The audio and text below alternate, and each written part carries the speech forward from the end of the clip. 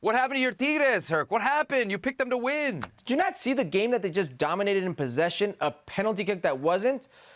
Listen, man, I don't know how you can call that. I don't know where on earth, with all the resources you have today with VAR, you can't see that it's the defenders being clotheslined by the Rayados attacker, and you think the contact was initiated by the defender there? It's one of these crazy things. It's not the first time we've seen in this tournament. Probably won't be the last.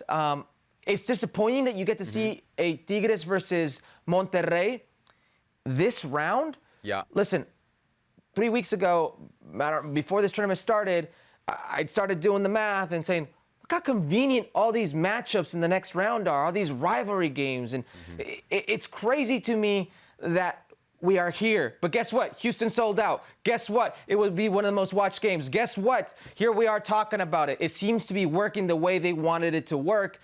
And now you get a matchup of Monterrey versus LAFC, because the winner of this game, one of the favorites, would have to go eliminate themselves with another favorite like LAFC. I wonder about your perspective on a couple things here. Just generally the game. Like, what did you think of the game? Because it was a very tense, very clásico. Yeah. But it wasn't really, like, beautiful, right? It was all the dark arts, all the ugly stuff. The other thing I'm curious is what you thought of Sergio Canales. Because it's a big signing for Rayados. Obviously, he has the penalty. It's a clutch moment for him. But our first kind of real look at him on the big stage for Monterrey.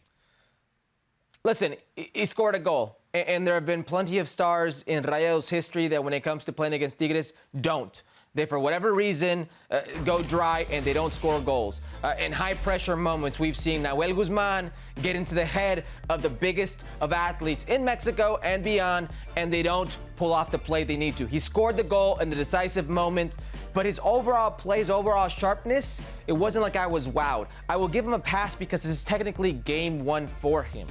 He was in preseason in Betis, so it's going to take him some time to get, one, in game shape, and two, in game sharpness. So I'll give it to him. But when it comes to being a big-time player on a team that spends massive amounts of money, the richest roster in Liga MX, one of the richest rosters in Latin America, he did what he was supposed to do. He stepped up. So I think Canales is probably going to make some Rayados fans pretty happy. What about the Tigres fans here? Because you're quick to pile on the Americanistas and say it's a fracaso. What will be the reaction for Tigres fans going out of this tournament at this stage to this rival? Yeah, to this rival is always going to hurt. I think the way they go out, I mean, it's like 3rd, 4th minute when the PK, and a very controversial one at that, gets called. And it's a penalty kick that ends up you losing the game. But it comes after, and I'll say this, in the most blunt way, it comes after you having credit. You have equity in the bank with your fans after winning a final.